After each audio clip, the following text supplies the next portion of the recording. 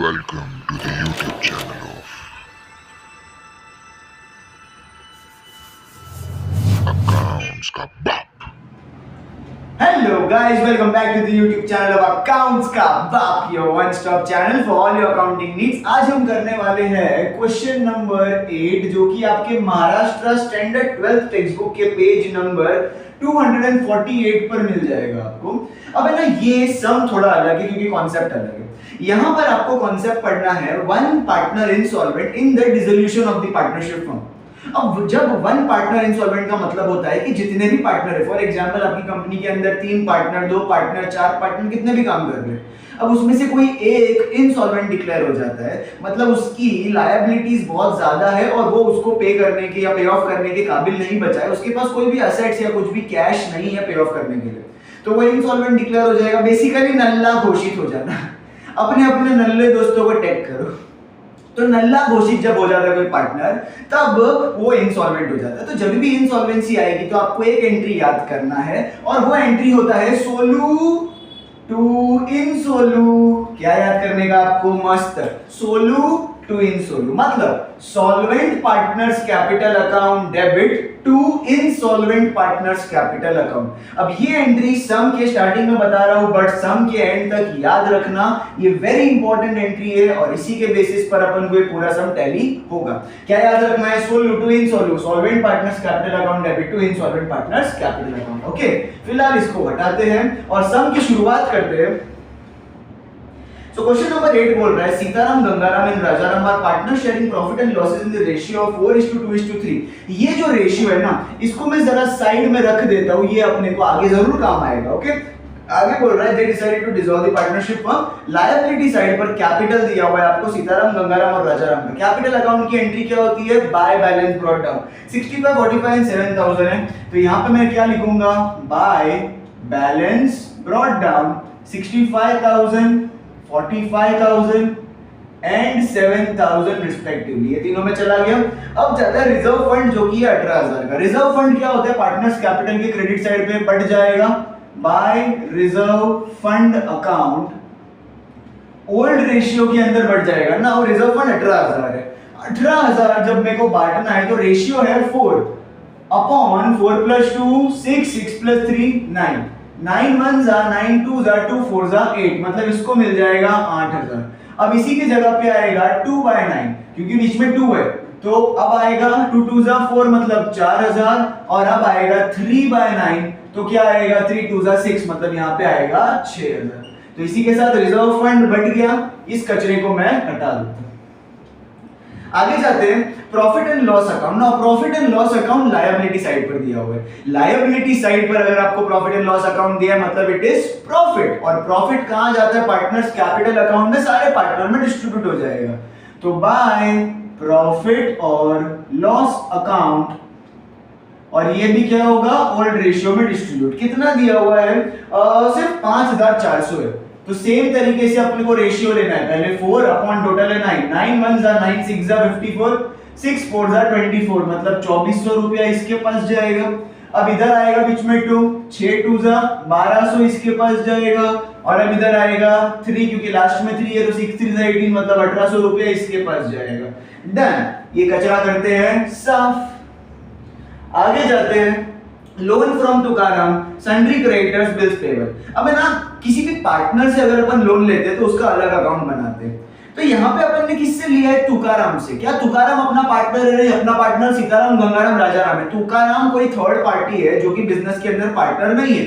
तो उससे अगर हमने लोन लिया है तो वो सिंपल लायबिलिटी मानी जाएगी। तो यहाँ पे हमारी 3 लायबिलिटी है और तीनों लायबिलिटी को ट्रांसफर करना होता है। उसकी एंट्री क्या होती है? Sundry liabilities account debit to realisation account. तो मैं रियलाइजेशन के क्रेडिट साइड पे क्या लिखूंगा? By sundry liability account. इसको क्या करना है? एकदम अच्छे तरीके से अंडरलाइन करना है।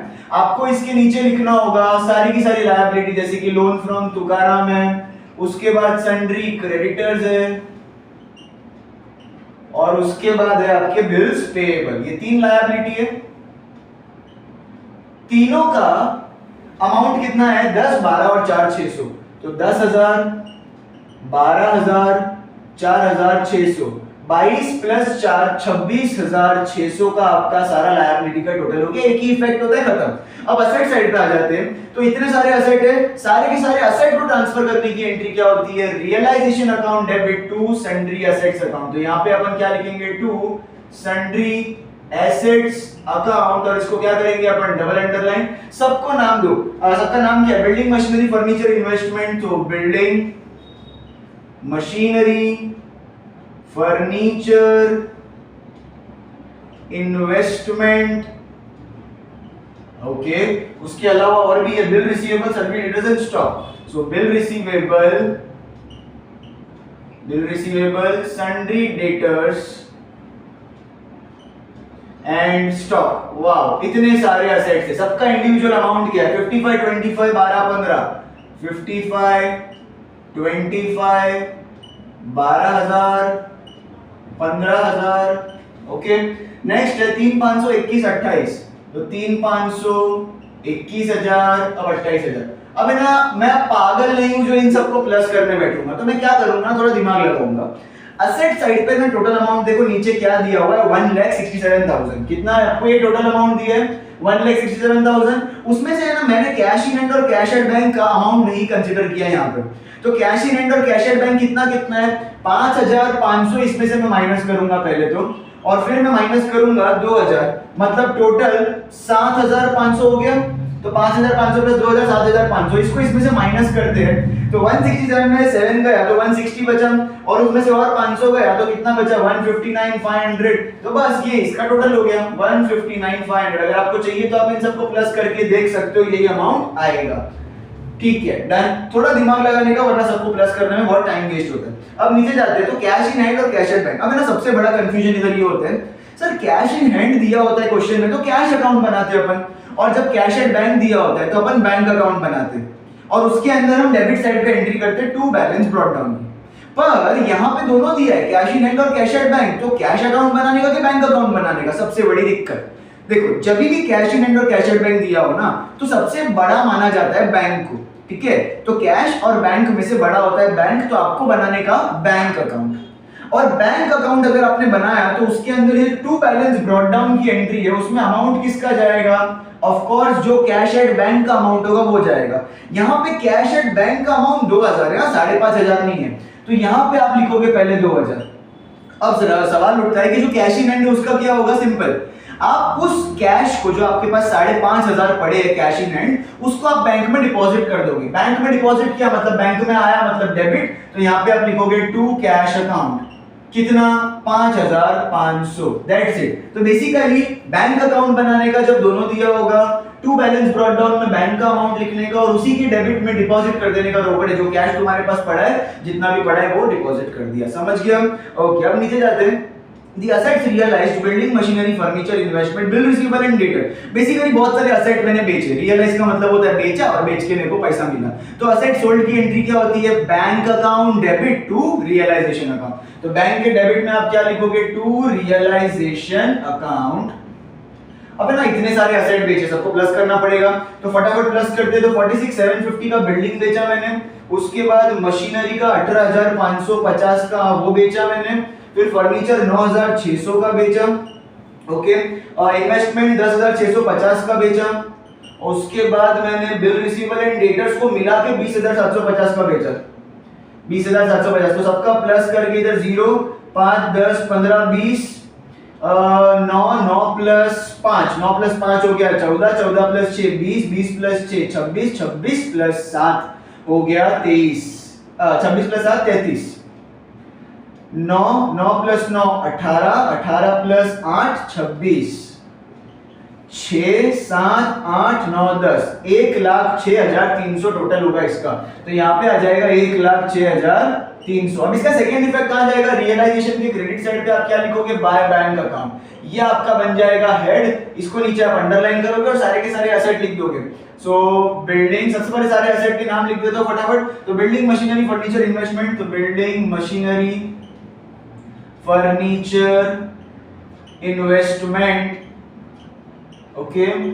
उसके बाद बिल रिसीवेबल एंड डेटर्स, तो बिल रिसीवेबल एंड डेटर्स साथ में है, बीच में एंड करके लिखना है, बिल रिसीवेबल एंड डेटर्स। सबका अमाउंट अपन इधर लिखा हुआ है, तो इसका 46,750 था, इसका फिर 18,550 था, इसके बाद इसका 9,600, इसका है 10,650 और लास्ट वाले का 20,750 और इन सबका मिला के 1,06,300। बस इस कचरे को अब मैं हटा देता हूं।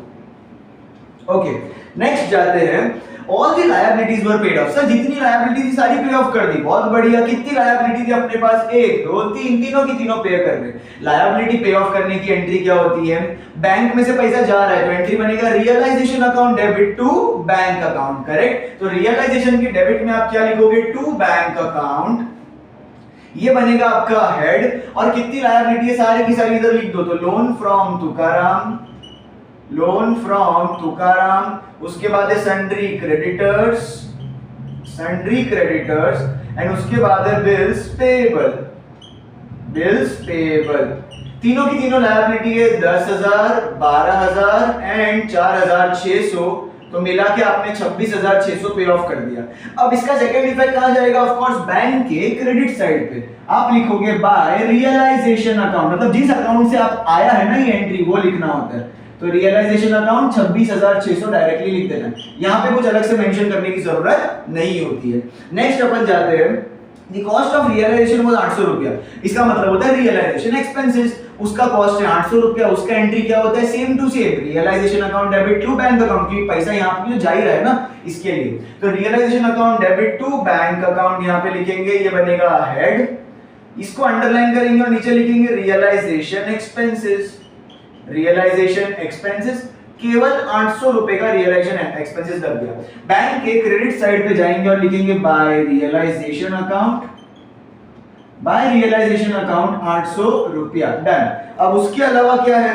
Rajaram becomes bankrupt and 1100 only was recovered from his estate. अब अपने पास 3 पार्टनर है, सीताराम, गंगाराम, राजाराम। उसमें से राजाराम बैंकरप्ट हो गया। बैंकरप्ट का मतलब होता है वो इंसॉल्वेंट हो गया, उसके पास अभी 1 भी रुपया बचा नहीं है। तो क्या होता है ना, जब भी कोई इंसॉल्वेंट डिक्लेयर होता है तो बिल ऑफ एक्सचेंज के अंदर हमने पढ़ा था, उसकी जितनी प्राइवेट एस्टेट होती है, प्रॉपर्टीज होती है, उसको बेचकर जितना भी रिकवर कर सकते हैं अपन वो करते हैं। और उसके बाद भी अगर उसके पैसे को चुका, उसकी सारी लायबिलिटीज खत्म नहीं होती है, तो वो लायबिलिटी कौन चुकाएगा? फिर जो रिमेनिंग पार्टनर्स बचेंगे ना, जो कि सॉल्वेंट है अभी तक, वो लोग चुकाएंगे उसकी लायबिलिटी को। तो फिलहाल राजाराम की प्राइवेट एस्टेट को बेच के मुझे कितना रुपया मिला? 1100। एक बात बता, इतना रुपया मेरे को मिला मतलब मेरे पास आया मतलब bank account debit to Rajaram's capital account ना, टू राजाराम्स कैपिटल अकाउंट। क्योंकि इतना पैसा आया इसके लिए बैंक को क्या किया मैंने? डेबिट किया। कितने से? 1100। अब सेकंड इफेक्ट कहां जाएगा? ऑफ कोर्स राजाराम के कैपिटल अकाउंट के क्रेडिट साइड पे क्या लिखेंगे अपन? बाय बैंक अकाउंट, क्योंकि राजाराम ने इतना पैसा बैंक में दे दिया। कितना रुपया? 1100। तो राजाराम के कॉलम के अंदर अपन क्या लिखेंगे? 1100 रुपया लिख देंगे। क्लियर बात? अब सबसे इंपॉर्टेंट, क्या अब सारी एंट्रीज खत्म हो गई है? यस, सारी एंट्रीज खत्म होने के बाद एक चीज चेक करनी होती है कि सारी लायबिलिटीज पेड ऑफ है। हाँ, अपने पास 3 लायबिलिटी थी और वो तीनों की तीनों पे ऑफ कर चुके हैं अपन। तो अब सिंपल एक ही काम बचता है, टोटल करो। अच्छा, जब भी इंसॉल्वेंसी होगी तो आपको क्या करना है? पहला स्टेप, आपको रियलाइजेशन अकाउंट को नॉर्मली जैसा टोटल करते हैं वैसे ही करना है, कोई दिक्कत नहीं है। जहां दिक्कत आएगी वो होगा पार्टनर्स कैपिटल अकाउंट, वो मैं बताऊंगा। फिलहाल इसको करते हैं। तो 1,06,000, 26 प्लस 6 कितना होगा? 32,900। तो 1,32,900 रुपया यहाँ पे आ गया। 59 प्लस 20 होता है 69, 79, 79 प्लस 6 होता है 85, 85 ये आ गया 185। 500 प्लस 600 1100, 1100 प्लस 800 होता है 1900। तो 186,900, 186,900 आएगा यहाँ का टोटल। तो of course debit side is heavy. Minus करते हैं 0 0 0, इधर 4, इधर 5, इधर 0, मतलब 54,000 रुपए का क्या आएगा? लॉस। क्योंकि डेबिट साइड हेवी है इसके लिए क्या आया? लॉस। अगर क्रेडिट हेवी होता तो क्या आता? प्रॉफिट। तो अपन क्या करेंगे, जो हेवी अमाउंट है 186,900 का, वो बोथ साइड्स लिखेंगे। तो 186,900 will be on both sides, 186,900। अब इसके अलावा ये जो 54,000 है उसका लॉस है, तो यहाँ पे मैं 54,000 लिखूंगा। अब ये जो लॉस है वो तीनों पार्टनर एक दूसरे के अंदर बढ़ जाएगा और ये ट्रांसफर कहाँ होता है? पार्टनर्स कैपिटल में। तो मैं यहाँ लिखूंगा बाय पार्टनर्स कैपिटल अकाउंट इसको अंडरलाइन करना पड़ेगा और मेरे को ब्रैकेट में मेंशन करना पड़ेगा वेदर इट इज लॉस और प्रॉफिट। तो ये लॉस है तो नीचे लिखूंगा मैं लॉस ऑन रियलाइजेशन। अब नीचे इसी तीनों का नाम Sitaram, Gangaram and Raja Ram. Old ratio में तीनों में बढ़ जाएगा। What was the ratio? 4:2:3, मतलब 4/9, 2/9 एंड 3/9। अब है ना थोड़ा कॉमन सेंस लगाना। अपन ने है ना ध्यान से देखो, रिजर्व फंड ने प्रॉफिट और लॉस अकाउंट में 5400 को बांटा था। सर अगर 5400 को बांटा था अपन ने, सो इट इज 54000। अगर मैं हर अमाउंट में एक और जीरो एक्स्ट्रा लगा दूं तो मेरे को कैलकुलेशन करने की जरूरत पड़ेगी क्या? नहीं, ऑलरेडी किया हुआ है। तो जहां उसको 2400 मिला, यहां इसको क्या मिलेगा? 24000। जहां उसको 1200 मिला यहां पर और 1800 मिला, इसको क्या मिलेगा? 12000 और 18000। सो फर्क कितना था? यहाँ 5400 था और यहाँ 54000 है, तो कोई नहीं, अमाउंट सेम टू सेम होंगे, सब में एक एक जीरो बढ़ जाएगा। वापस कैलकुलेशन करने की जरूरत नहीं पड़ेगी, आपका काम बड़ा आसान हो जाएगा। ठीक है, अब जाते हैं लॉस हुआ तो कहां जाएगा? ये पार्टनर्स कैपिटल के डेबिट साइड पे। लॉस कहां क्या लिखते हैं अपन? To realisation account. To realisation account और ब्रैकेट में आप क्या लिखोगे? लॉस। 24000, 12000 and 18000 respectively.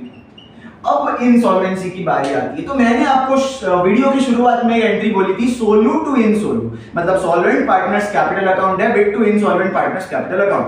अब ना मैं एक जर्नल एंट्री लिखवा रहा हूं यहाँ पे, वो अपनी अपनी कॉपीज के अंदर, अपनी बुक्स के अंदर जो भी है, जहां पर भी है, या मोबाइल के अंदर ही ना, नोट्स के अंदर ये एंट्री लिख के रख दो। वेरी इंपॉर्टेंट, हर सम में ये लिख देने का। एंट्री यहाँ पे क्या होगा? देखो सबसे पहले जो इनसॉल्वेंट होता है ना, जो बैंकरप्ट होता है, अपन पहले उसको टोटल करते हैं। अब राजा राम का देखोगे तो कौन सा साइड हेवी है? इस तरफ 18000 है और इस तरफ कितना है? 7 + 6 13, 14 15 15900। तो एक तरफ इसका 18000 है और एक तरफ है 15900। तो राजा राम के पास कितने पैसों की डेफिशिएंसी, कमी पड़ गई? तो लेट्स सी, अरे ओरली कर लो, 2100 रुपया, 15 16 17 और 18, समझ गया? तो मतलब 2100 रुपए की उसके पास क्या पड़ गई है? डेफिशिएंसी, कमी पड़ गई है। अब सवाल उठता है कि ये 2100 रुपए राजा राम के पास तो है नहीं, तो ये कौन चुकाएगा? ये चुकाएंगे सीताराम और गंगाराम, क्योंकि ये दोनों रिमेनिंग सॉल्वेंट पार्टनर्स हैं। तो अब इसकी एंट्री क्या बनेगी? एंट्री थी सॉल्वेंट टू इनसॉल्वेंट, बरोबर? तो इसकी एंट्री देखो ध्यान से, यहां पे नहीं करनी, मैं सिर्फ एक रफ में बता रहा हूं आपको एंट्री के। सॉल्वेंट कौन है? सॉल्वेंट है सीताराम और गंगाराम। तो आपका एंट्री बनेगा Sitaram's capital account debit, Gangaram's capital account debit to insolvent. Insolvent कौन है? Raja Ram. To Raja Ram's capital account. ये तुम्हारी जर्नल एंट्री बन जाएगी। तो एक बार इस वाली एंट्री को कॉपी कर दो अपनी अपनी बुक्स के अंदर, पॉज करके इसको कॉपी कर दो पहले प्लीज, बहुत इंपॉर्टेंट है। अब सवाल उठता है कि सीताराम और गंगाराम अगर चुकाएंगे तो 2100 रुपए में से सीताराम कितना चुकाएगा और गंगाराम कितना चुकाएगा? सबसे बड़ी बात तो देखो कैसे करने का। मेरे पास रेशियो कितना गिवन है? 4:2:3 का, बरोबर? इसमें से ये जो राजा राम है ना, ये हट गया, तो अब क्या बचा? 4:2। अगर मैं इसको और रिड्यूस करूं तो 2 1 जा 2 2 जा, मतलब ये रेशियो निकल के बाहर आता है 2:1। ये तो कॉमन है, इतना आता है। चलो 2:1 रेशियो निकल के बाहर आया। अब सवाल उठता है कि सीताराम ये उठाएगा और गंगाराम इतना उठाएगा। तो 2100 रुपए में से सीताराम कितना उठा रहा है? 2/2 + 1 कितना है? 3। 3 1 जा 3, 7 जा 21। 700 × 2 मतलब कितना होगा? 1400। मतलब सीताराम 2100 की लायबिलिटी में से कितना पे करेगा? 1400 पे करेगा और रिमेनिंग कितना बचा? 700 ना। ये कौन पे करेगा? गंगाराम पे करेगा। और इस प्रकार से राजा राम का टोटल 2100 का जो डेट है, लायबिलिटी है, वो क्लियर ऑफ हो जाएगी, पे ऑफ हो जाएगी। समझ गया? तो ये वाली एंट्री को जरा विद अमाउंट एक बार लिख दो, ठीक है? अब इसकी अपन को इधर एंट्री करनी है, ठीक है? तो क्या करेंगे? देखो हैवी अमाउंट कौन सा है? 18000। तो यहाँ पे 18000 बोथ साइड लिखा जाएगा। 18000 राजा राम के कॉलम में बोथ साइड लिखा। अब उसके बाद ये एंट्री को ध्यान से देखो, ये एंट्री के अंदर दो डेबिट है, सीताराम और गंगाराम डेबिट है। तो मैं क्या करूंगा? पहले डेबिट साइड पे जाऊंगा और लिखूंगा 2। ये डेबिट हुए किसकी वजह से? इनकी वजह से। तो यहाँ पे लिखा जाएगा 2 राजा राम्स कैपिटल अकाउंट, 2 राजा राम्स कैपिटल अकाउंट। अब राजाराम कैपिटल अकाउंट लिखा, इसका मतलब है कि राजाराम की लायबिलिटी कौन कौन चुका रहा है? सीताराम और गंगाराम। सीताराम ने चुकाया 1400 रुपया और गंगाराम ने चुकाया 700 रुपया, तो दोनों के कॉलम में जितना उन्होंने चुकाया वो लिख देंगे अपन। ये एक इफेक्ट हुआ, आपने डेबिट से सोचा तो एक इफेक्ट हुआ। अब अपन को सोचना है क्रेडिट की तरफ से, कौन क्रेडिट हो रहा है? राजाराम कैपिटल अकाउंट क्रेडिट हो रहा है, तो अब मैं जाऊंगा क्रेडिट साइड पे और लिखूंगा बाय। वो क्रेडिट हो रहा है किस वजह से? इन दोनों की वजह से।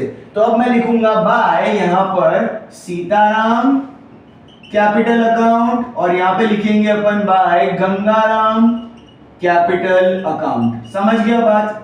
ठीक है। अब इन दोनों ने राजाराम का कितना रुपया चुकाया? 1400 और 700, तो ये जाएगा इसके कॉलम में, राजाराम के कॉलम में 1400 और 700 हमेशा। अब इसी के साथ अपनी ये वाली इंसॉल्वेंसी की एंट्री खत्म हुई। मैं ये वाली एंट्री को हटा रहा हूं यहां से, इसका काम समाप्त हो गया। ये सब कचरे को मैं हटा देता हूं।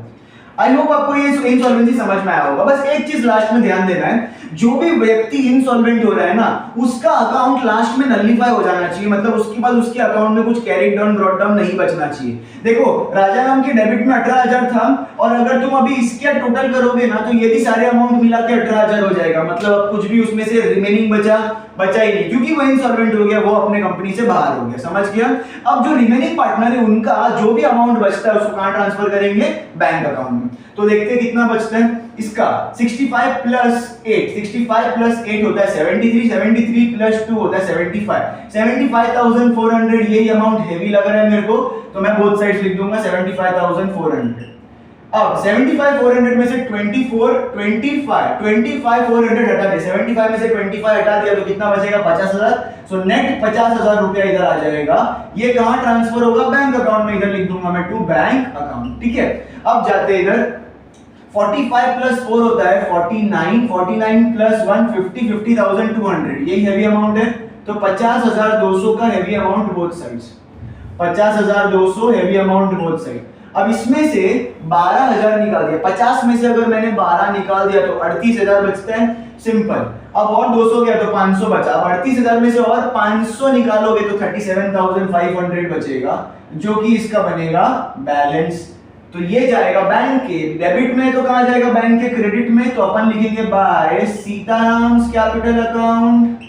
बाय सीताराम्स कैपिटल अकाउंट का कितना है? 50,000, और उसके नीचे है by Gangaram's capital account. By Gangaram's capital account, और वो कितना है? 37,500 रुपीज। डन। अब लास्ट में अपना बैंक अकाउंट क्या होना चाहिए? नलिफाई तो फटाफट करते हैं। तो 1,06,000 प्लस 5 हो गया 1,11,000, 1,11,000 प्लस 2 हो गया 1,13,000, 1,13,000, 1,14,000, 1,14,000, 500, 300, 800, 900, 1,14,900, 1,14,900 रुपया इधर का टोटल आ रहा है। लेट्स सी इधर का कितना आता है। तो 50 प्लस 30 37 हो गया 87,500। इसको साइड में रखते हैं। 26,600 प्लस 800 कितना होता है? 1,400। तो 26,000 प्लस 1,400 होगा 27,400। अब इन दोनों को प्लस करते तो 009, अभी तक तो बरोबर है। 7 प्लस 7 14, 10 11, 1,14,900 से क्या हो जाएगा? नलिफाई। भैया जब ये आता है ना तो अलग ही लेवल की खुशी होती है, क्योंकि कॉमर्स वाले ये दुख समझ सकते हैं कि जब एक ही बार में नलिफाई टैली हो जाता है ना, तो दिल में जो ऐसा गुदगुदी होती है ना, वो तुम समझ सकते हो। अगर ये समझ सकते हो तो लाइक शेयर और सब्सक्राइब तो बनता है। चलो इसी के साथ ये कचरे को हटा देता हूं, एक बार स्क्रीनशॉट ले लो आप।